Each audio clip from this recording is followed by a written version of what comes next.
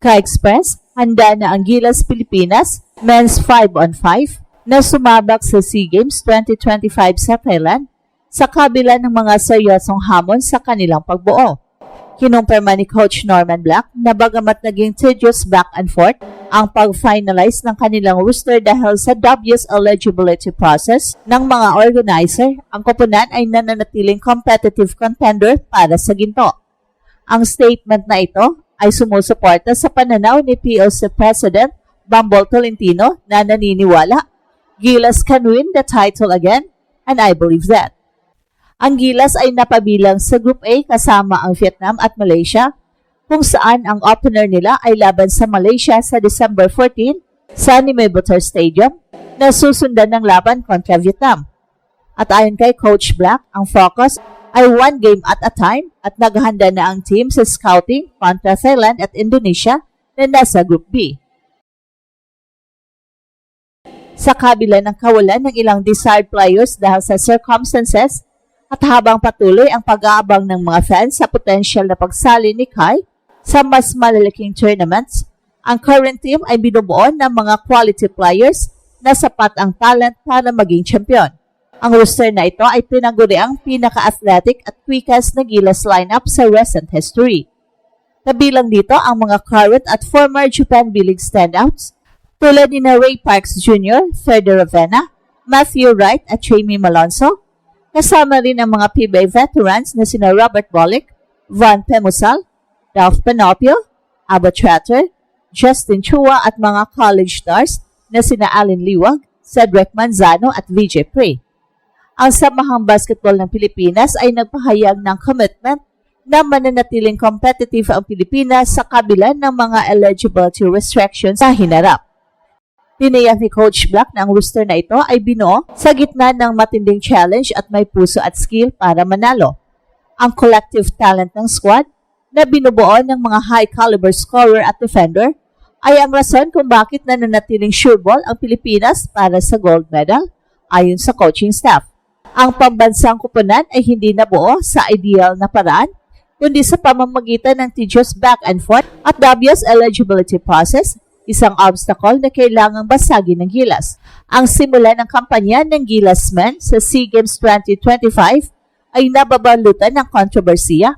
Hindi ito nag-umpisa sa training camp o sa smooth roster announcement. Nag-umpisa ito sa paglaban sa sistema.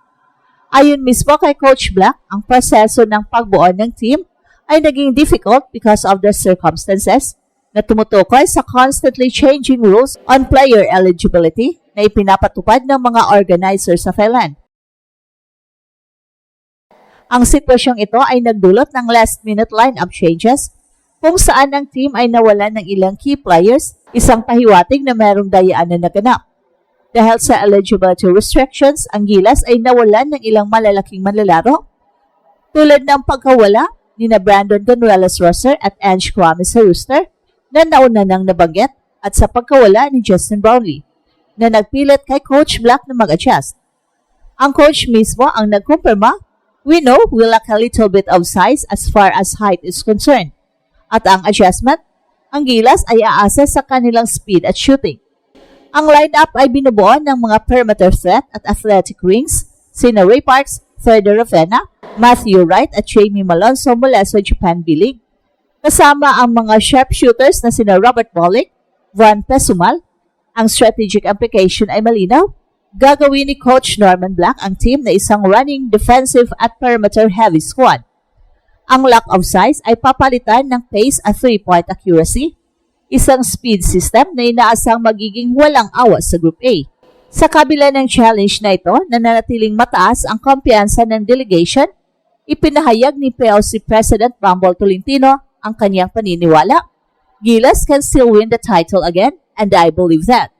Ito ang nagpapalakas sa moral ng Gilas. Ang tedious back and forth na ito ay nagpatunay lamang na ang Pilipinas ay handang lumaban, hindi lang sa court, kundi pati na rin sa administrative table para sa karangalan. Ang roster ay may talent at puso na kailangan upang manalo. Ang focus ay nakatuon na sa opener kontra Malaysia sa December 14, sa gitna ng controversy at habang patuloy ang pag-aabang ng bayan sa potensyal na pagsali ni Kai sa mas malalaking stage. Ang team na ito ay may sariling misyon. Ipagtanggol ang ginto at patunayan na ang puso ng Pilipinas ay hindi kayang dayain. At ang strategic analysis, paano binuo ni Coach Norman Black ang game plan ng Gilas Men's mula sa traditional na big man dominance tungo sa most athletic at quickest lineup in history. Ang pagharap ni Coach Black sa mga eligibility hurdles na nagresulta ng WS process ay napilit sa kanya na mag-deploy ng isang revolutionary system para sa Gilas. Dahil ang size ay nagiging luxury sa SEA Games dahil sa mga restrictions, ang focus ay inilipat sa quickness, athleticism and shooting, isang small ball na atake na inaasahang magpapabagal sa traditional na laro ng mga kalaban. Ito ang tinatawag na speed system. Ang puso ng speed system ay ang lineup na may malawak na international experience, lalo na sa Japan B-League. Ang perimeter attack, sila Ray Parks, Ferdy Ravenna at Matthew Wright ay pawang sanay sa fast-paced, structured at high-scoring na laro sa Japan na nagbibigay sa Gilas ng tatlong perimeter shooter at playmaker. Sa transition at defense, si Jamie Malonzo ay nagdadala ng pinakamataas na athleticism sa roster. Ang kanyang kakayahang mag-transition ng mabilis at mag-press sa depensa ay crucial upang magawa ng Gilas na i-force ang pace ng laro, isang taktika na magpapagod sa mga traditional na forward ng Malaysia at Vietnam. At sa shooting depth, ang clutch shooting ni Robert Bolick at Juan Pesumal ay magsisilbing safety valve. Sa speed system, ang 3-point line ang magiging primary weapon ng Pilipinas. Ang bawat manlalaro ay shooter na magbubukas ng passing lanes at driving gaps sa depensa ng kalaban. At ayon kay Coach Black, ang focus ay take it one game at a time, pero ang opener kontra Malaysia sa December 14 ay critical. Ang inaasahan ay gagamitin ng Malaysia ang kanilang traditional na slow down game upang in-neutralize ang pace ng Gilas. Pero ang strategic answer ni Coach Black ay full court pressure at relentless 3-point barrage. Ang game plan ay gawing mabilis ang bawat possession, i-minimize ang half-court sets at patamaan ang kalaban sa transition. Sa ganitong paraan, ang Gilas ay hindi lang mananalo, sila ay tatambak, isang statement win na magpapadala ng mensahe sa Group B contenders, ang Thailand at Indonesia, na ang Pilipinas ay sure ball pa rin para sa ginto, anuman ang roster challenges. Ang tagumpay dito ay magpapatunay na ang genius ni Coach Black at ang puso ng mga atleta ay mas matimbang kaysa daya ng eligibility process. At ito ang Express Info kung saan bawat kwento ginulat ang mundo. Don't forget to like and subscribe.